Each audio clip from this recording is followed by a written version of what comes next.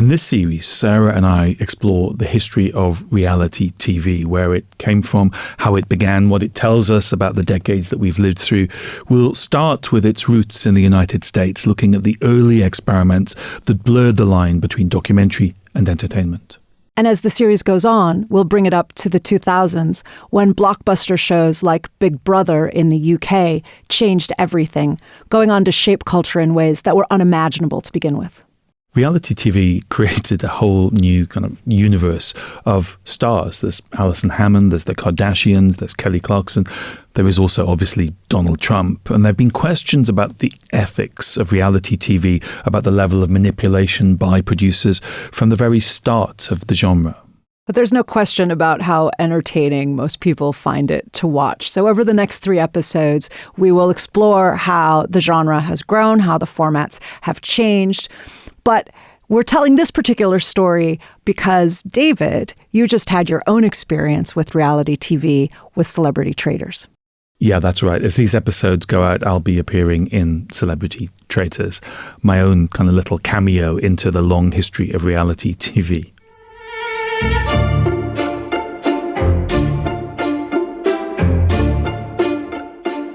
David, welcome to Journey Through Time, and the first of our special episodes on the history of reality TV. I'm Sarah Churchwell. And I'm David Orlishoga. This week, you were one of the 19 celebrities who appeared on Celebrity Traitors. That is right. And this is partly because, like any historian who does anything, the way you rationalize your odd decisions is you intellectualize them. Totally. And since I did Traitors, I've done what historians do. I've been reading about the strange, bizarre, social, cultural history of this phenomena called reality TV. And I'd always watched reality TV since the early 2000s and Big Brother, which we'll talk about in a later episode. I'm also a TV producer. I've been a TV producer since my late 20s, so I'm fascinated by the technology of TV. But historians really need to grapple with cultural and social things. I know that's a big part of your work. You write about literature. And I'm fascinated by where this stuff came from. Mm. I think you're absolutely right that it's been so transformative. And yet, I said a second ago that it's off-piste, but it shouldn't be, because it's a really important historical phenomenon, as you say. It's something that has affected millions of people's lives. It's changed our society and our culture for good or ill, however people feel about it. The change is real. Now, Traitors, as a program, is not solely reality TV. It's also a game show. I think that's right. And in this 50-year history of reality TV, what's happened is we are so familiar with it now that it becomes like an ingredient that you can put into all different sorts of shows, because we get the grammar. People sitting around talking, everyone being filmed, interacting, people going on challenges and missions. We're not watching what's going on here because we've learned the grammar. Yeah, we know the rules of the game, right? We understand what's going on. That was by no means always the case. And of course, in the beginning of broadcast TV and other forms, which we'll talk about, the expectation came out of theater. So it was much more about being staged and scripted. And this idea that you would watch people just chatting or having an ordinary, even the modern interview, I called it a modern interview. That itself is a modern phenomenon. And so this is all a really recent history. Yeah, but it's an amazing transatlantic history. Britain and America have been absolutely at the forefront of this shared culture.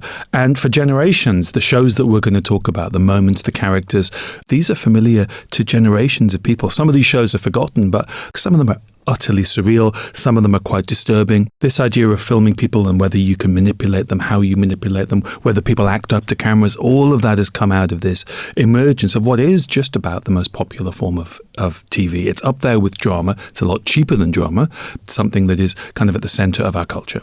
So before we get to the history, I do have to ask you. You're a producer, you're a presenter, presumably have been asked to do reality TV before, I'm imagining. I have. Yeah. And you haven't done it before. So why, I really want to know, why did you say yes to doing Celebrity Traitors? Well, there's two reasons. One is, I remember being in my late 20s when Big Brother exploded onto British television. I remember watching it. I'd just become a TV producer. All my friends, we were learning how to edit. We were young TV producers. And this revolution in television was happening. And I remember being in parties where everybody was a kind of 20-something, 30-something TV producer and phoning up and voting on the Big Brother house, because it was wow, look what television can do. It was at the center of debate, and everybody who watches any reality TV show at some point asks themselves the same question: wonder what it would be like. How would I cope? What would it be like to be filmed all the time? And I presumed I'd never find out, because I'd always said no, and there's a lot of shows I wouldn't go anywhere near. But Traitors is a very unusual and very loved and very special show. So I guess I thought, if I'm ever going to do it, it would be this show. And, now or never, I guess. For me, at least, there's a kind of obvious appeal of this program in particular, because you were invited into a house with a lot of amazing people that you know are amazing. Yeah, and I knew some of the people who were members of cast of Celebrity Traitors, and I guess we'll get onto this in our final episode, but it's about what's meant by the word celebrity, because one of the big stories of reality TV is that it created a new form of celebrity, and most of the time when you see a celebrity show with celebrity in the title, what it really means is people who've graduated from other reality TV shows.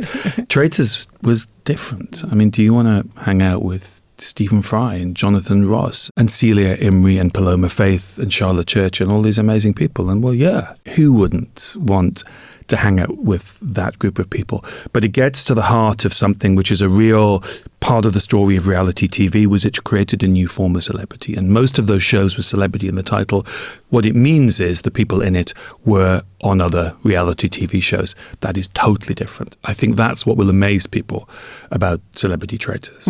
As well as how silly we look. But I think they'll be amazed. I am looking forward to that part, I got to tell you. They'll be amazed because, I knew everybody. I'd heard of everybody. Yeah. And I've never ever turned on a reality celebrity show where I've heard of even the majority of the people taking part.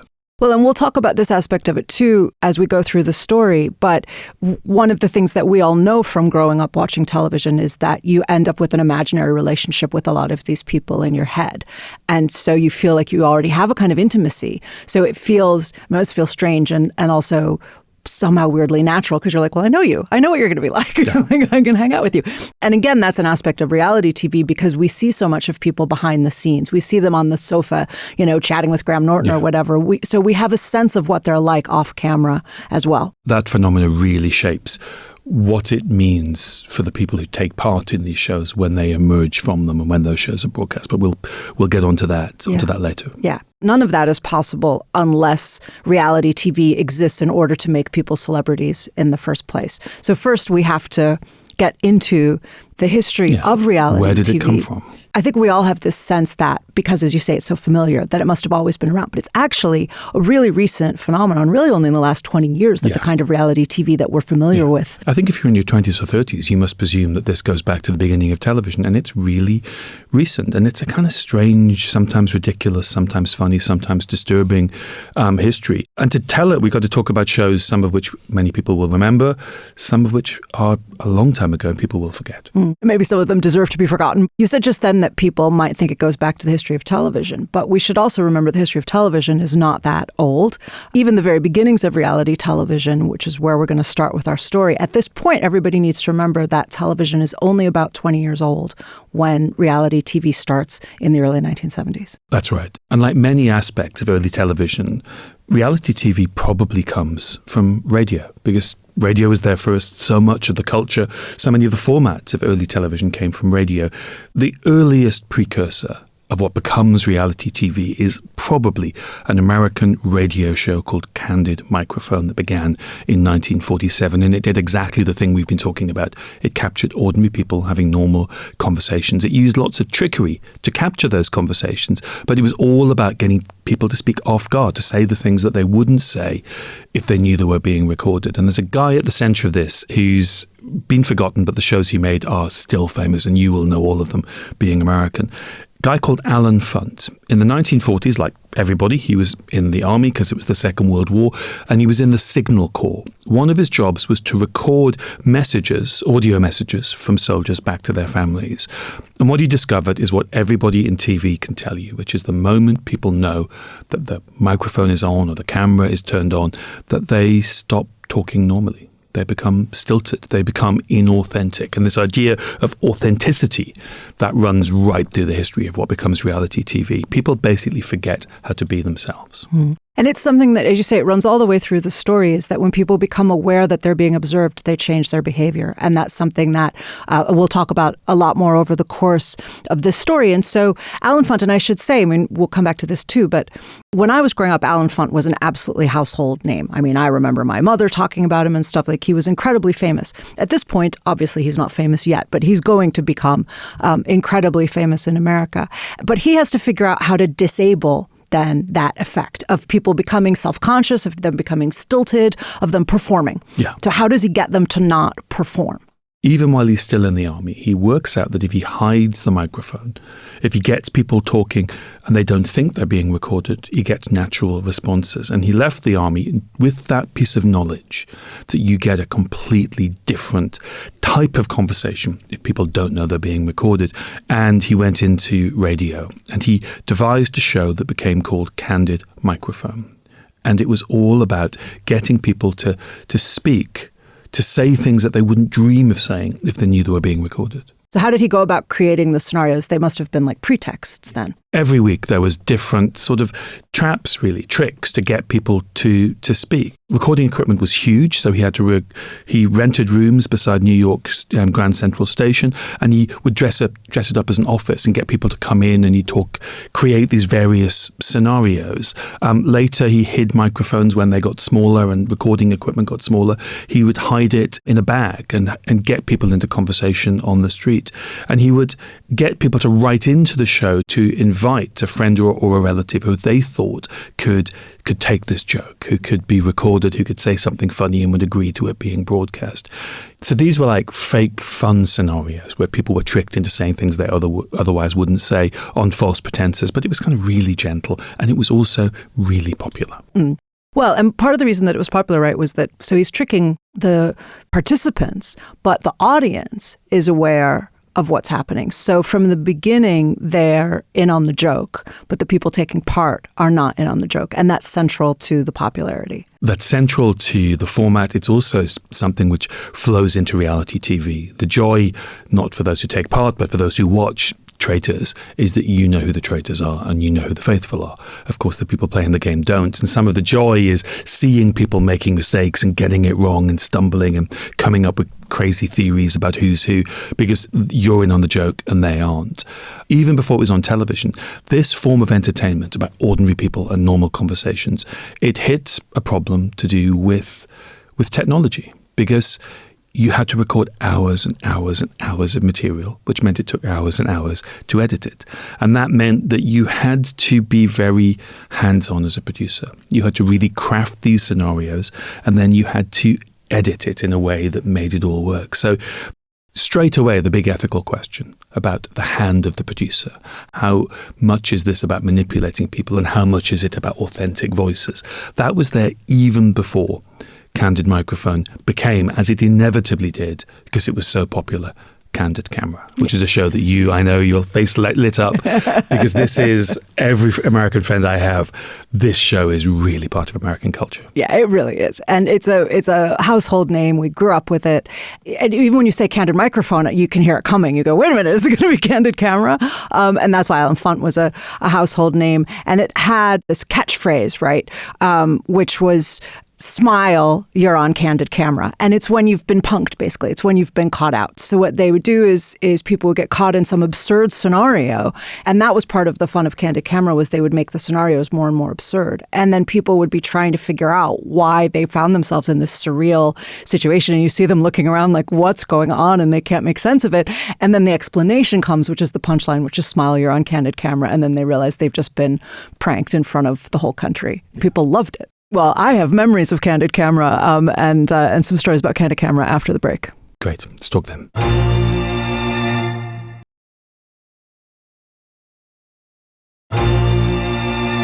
So, as we're saying, Candid microphone, this innovative radio idea, turns into an absolute television phenomenon in the 1970s called Candid Camera. Yeah, it's the same idea, but the jokes are visual as well as conversational.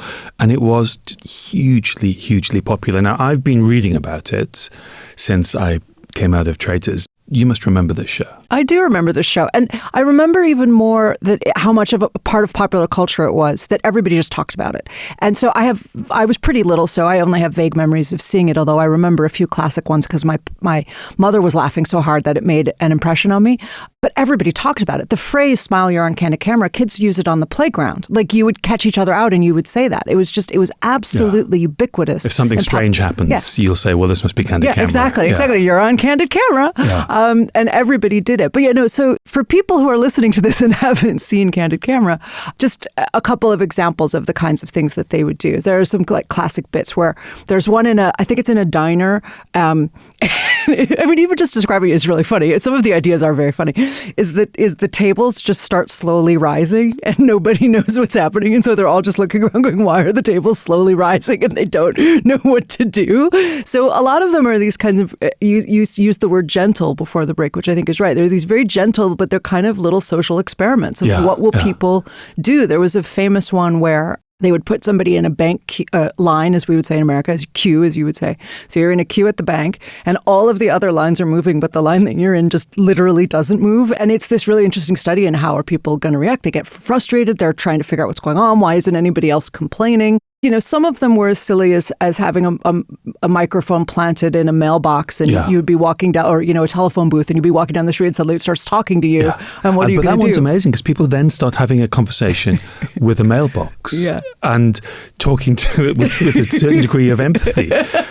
And it is about putting people in what increasingly became surreal scenarios, but the scenarios were there to catch them speaking authentically. And the situations were crazy, but the conversations were real. And people just said such kind of amazing stuff because they didn't know they were being recorded and they were reacting in all these kind of amazing ways. There was one where people got in a lift and rather than going up, it moved horizontally. And these are all on YouTube, by the way. I mean, they are fascinating. My favorite is a group of guys who are brought to a golf course and there were no holes and they're playing golf and then they're trying to work out where the holes were. It was genius. And Alan Funt, who invented it, once said that what he wanted to do was catch people in the act of being themselves, which I think is a brilliant phrase because again and again in the history of reality TV, the word that comes out is authentic.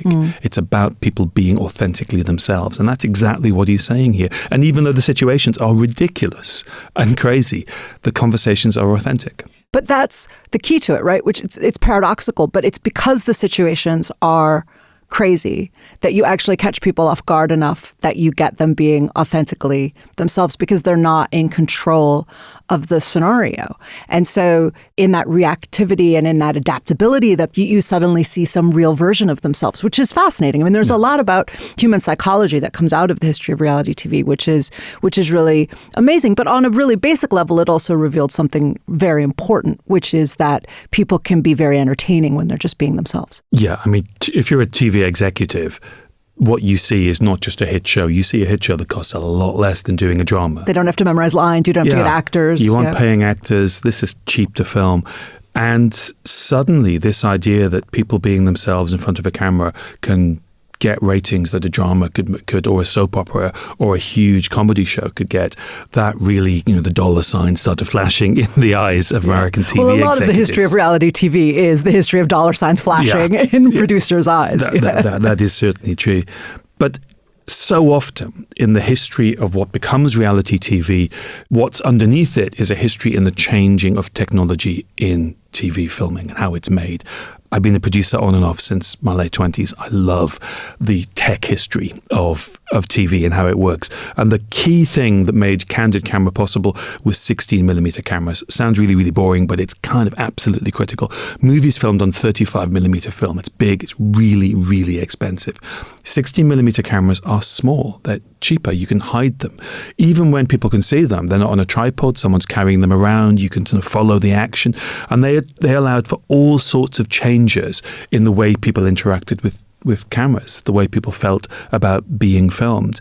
The reason that Vietnam was the first television war was because of 16mm cameras. You could get them out and about and into the action. And people just behaved differently. It's not much bigger than a stills camera.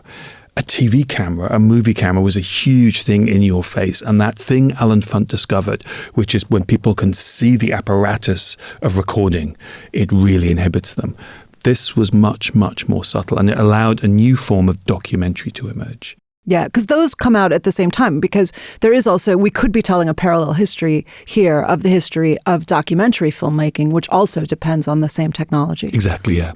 But really important forms of filmmaking like cinema verite and direct cinema, these kind of movements of documentary makers, they emerge exactly as you say at this time. And it's all about, again, capturing people in real events, having real conversations. But the philosophy behind these movements is that the camera and the crew and the producer are supposed to not intervene. They are invisible. The phrase that comes to capture this philosophy is that it should be a fly-on-the-wall documentary. And what that means is you will see when you watch this film what a fly on the wall would see if they were in that situation, because the crew is so inobtrusive. Yeah. The producers are so uninvolved that it is just natural life captured, real conversation, real situations. So it's kind of the same idea as Candid Camera, but it's doing it for this kind of much, much more kind of serious and much more worthy idea of documentary. Yeah, because it's not playing for laughs, right? It's trying to capture something truthful. I said they were on parallel tracks, the kind of the emergence of that fly-on-the-wall documentary approach and then the kind of reality TV Candid Camera approach, but they're not really in parallel. They're actually converging. Yeah, they're about to cross over in the early 1970s, because I think the key ingredients of reality TV were when producers spliced together the DNA and the methodology of fly-on-the-wall documentary with hidden camera entertainment shows like Candid Camera. That moment of convergence was a show called An American Family, which is absolutely a landmark in the history of American television. It's part of American cultural history. It's not that well remembered today. You were, I think, 3 when it came out, so I don't think it's going to be a childhood memory for you. It's definitely not. In fact, I don't remember ever hearing about it until I started looking into kind of histories of entertainment. And even then it was only sort of a blip. It's not a story I knew well at all. And it wasn't something I remember ever hearing about. People didn't really talk about it. Certainly not like Candid Camera. It launched in 1973, and I was thinking I was going to ask my parents if they remembered it, because I was like, oh, I'm sure they do. And then I thought, actually, 1973, my parents were actually getting divorced in 1973, so I think they had other things on their mind. My mother may or may not remember it. And as we'll explain next week, if you're in the process of getting divorced, this was not the best show to watch. The right show. So anyway, when you actually read the history of An American Family, it's very clear how influential it was, even though we don't talk about it. So much of what it did has had after effects. Yeah, it's an astonishingly important show. It's so important there's actually a movie made of the production of it that has the producers and the camera operators as characters, because it's such an important show. It was filmed in 1971 in California, and ironically, given when we think of reality TV, we think of it being commercial and popular, it was made for the most upmarket American TV channel, PBS. PBS. See, now you would not expect the first reality TV to be made by PBS. The Public Broadcasting Service, which is kind of like the BBC it's our BBC, of the United States. Right? It's our broadcasting channel that had a kind of Reithian contract, right, which was about education and about, so as you say, kind of worthy. But so as soon as I hear that it's on PBS, I stop thinking reality TV and I start thinking fly-on-the-wall documentary. I think it's going to be a serious documentary then. Yeah, well, it's kind of a bit of both. And that's the story that runs through it, because the tensions between those two ideas of entertainment and fly on the wall is the story of An American Family. It was produced by a guy called Craig Gilbert, and he interviewed 24 American families for what was going to be a show that would put an American family at the center of the national conversation. They wanted to find one American family that would be the story of the whole nation. Craig Gilbert said he wanted the series to be about all of us. And this one family, its experiences, its ups and downs, would say something kind of meaningful about America. He interviewed 24 families, and the family that he chose were called the Louds. Strange name, but that's what they were called. They lived in Santa Barbara, California. There was Bill and Pat, and their 5 children. The youngest was 14, the eldest was 20. Now, they were a well-off, middle-class family. They lived in a big house with a swimming pool. There's nothing kind of gritty and kind of, revelatory about this. This is very aspirational TV, but it was kind of a bit social experiment, but also a bit entertainment. And that was because Craig Gilbert, the producer, was a real TV producer. He came from the tradition of entertainment, the tradition of the networks. The filmmakers, the camera operator and the sound operator, were a couple called Alan and Susan Raymond. And they came from those documentary traditions, direct cinema, the idea of the fly on the wall. So you have in Craig Gilbert and the Raymonds, Alan and Susan, these two kind of strands of DNA kind of intertwining, but also arguing a hell of a lot. The question was, how interventionist can you be? How much was this about filming what happened, and how much was this about a bit of social commentary? Or was this an entertainment show in which people's lives were going to be not just recorded, but changed, that reality would be altered by the presence of the camera and by direction from the producer? And they understood from the beginning that those were the logical outcomes, the rational outcomes of what they were doing. So it's not as if the ethical questions only emerged after the fact. They knew doing it that this was going to have these, well, they didn't know what the effects would be, but they knew it would have impacts and that they needed to think through, or not, as the case may be, but that the question arose. So I think sometimes we might think, it's only recently that we realize that there are ethical impacts on this. They knew there would be ethical impacts. They just didn't know what they would be, and they didn't know exactly what they should do about it. I think it's so new that the Raymonds went into this thinking, well, all documentary has an impact on the people that you're filming. I guess it is so new that no one really knows. You don't know what it will be, but you know it will do. You know it will do something. But I guess the thing about something revolutionary is everyone's going into it with a certain level of naivety. The producers have got their own ideas, and in the case of Craig Gilbert and the Raymonds, quite different ideas. It was also an era of certain kinds of social experiments, right? I'm thinking, for example, of Stanley Milgram's famous experiment from the 1960s, right? When he got ordinary people to take part in an experiment, and what they ended up doing was delivering what they believed were fatal electric shocks to strangers, but they did it because authority figures told them to, and a majority of the participants did it, right? And there are other famous experiments like this, the Stanford experiment, other ones. In fact, we should do an episode on the Milgram experiment. They are fascinating. They are so interesting. And TV's actually tried to replicate those as entertainment shows. Okay, that's really disturbing, so we definitely need to talk about that. I did not know that, and now I'm really disturbed. But this is exactly the point, right? Is that whether people know that they are engaging in this kind of experiment or not, it was an era in which that kind of social experimentation was taking place. I think all sorts of things are in the ether. The fact that you can film anything, that people who are researchers or activists can film things. The fact that violence is coming into your home from the war in Vietnam because of 60mm cameras means that there's an experimental atmosphere in the air in the early 70s. But I think an American family is dominantly about those two strands of DNA, an entertainment DNA from television and these kind of really quite sort of worthy, quite admirable ideas that come from the traditions of direct cinema and fly-on-the-wall documentary. I think that's at the heart of this, but who knows what else is kind of coming in from the ether. So nobody is intending to experiment on the family, but that is the result. I think it is because no one's ever done this before. And so when I said yes to doing Celebrity Traitors, before I said yes, I went and watched every episode of Traitors because, I know you have an idea of what you're getting into. Someone asks you to do something, you go and think, well, what will that entail? If what you're being asked to do is entirely new and revolutionary, you've got no reference points. So the Louds, they say yes, thinking that this will be an experience because they are patient zero in the kind of reality TV pandemic that's taken over the world. They don't know what to expect because no one's ever done this. The show starts filming in May 1971. They film for 7 months. They wire up their home with microphones. Because cameras needed lots of light, they put really super powerful light bulbs in all the light fittings to pump the house full of light. And they just film and film and film. the Louds, their interactions, the children. They follow them when they're leaving the home. They build up these stories around characters, and they spend a lot of money doing it. This costs $1.6 million for this series, which is enormous for the early 70s.